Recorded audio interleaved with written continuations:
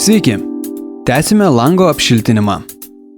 Apšiltinimą pradėjome nuo L formos plokštės išmatavimo, išpjovimo ir klijavimo. Dirbome toliau. Pagal tą patį principą iš plokštės išpjovėme L formą ir lango viršuje. Maža pastaba. Mūsų L forma uždengia dalį lango rėmo. Kai pradėsime šiltinti angokraščius, plokštė gali truputį pasislinkti. Tad ją galima pritvirtinti smeige. Išgręžiame skylę, įkalame smeigę, bet ne iki pat galo. Reikia padaryti taip, kad plokštė neslankiotų, išliktų lygiai greti anglos linijai ir nepersikreiptų plokštumoje. Taigi, pritvirtiname abi L formas. Dabar galime tęsti lango apšiltinimą, naudojant papildomas nedidelio storio akmens vatos plokštes. Naudosime 3 cm storio vatos plokštes Fast-Rock. Ši vata jau supjaustyta į mums reikalingas juostas. Čia turime 93 cm. Vatos plokštė supjaustyta taip, kad galėtume ją paprastai įdėti. Pridedame prie lango rėmo, svarbu nepalikti plyšių, jokių šalčio tiltelių. Pieštuku pažymime pjovimo liniją.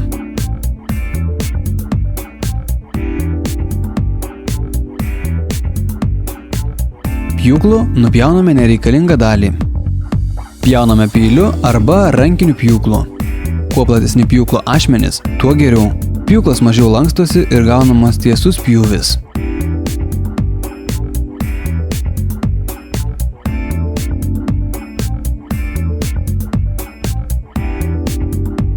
Pjauname tiesiai.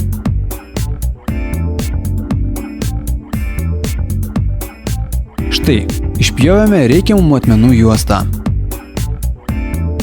Įstatome į vietą. Aiškiai matome, kad pavyksta neblogai. Belieka plokštės paviršių padengti kontaktiniu klijų sluoksniu, o tada ir reikiamų klijų sluoksniu.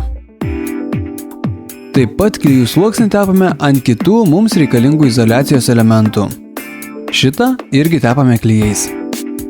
Įstatome į vietą, priklijuojame. Nepamirškite gulščiuko. Pasirinkite horizontalumą prie lango rėmo ir išorinės plokštumos vertikalumą. Dar vienas patarimas. Svarbu, kad kampas su palangė būtų status. Šis kampas labai svarbus, nes užbaigus fasado apdailą iš tolo matysis, ar lango linija yra tiesi, ar pasislinkusi į šonus. Sutinkate, kad kreivas fasadas atrodo nekaip?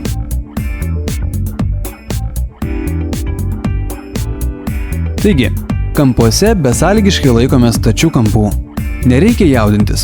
Laikykitės mano rekomendacijų ir galutinis rezultatas bus puikus.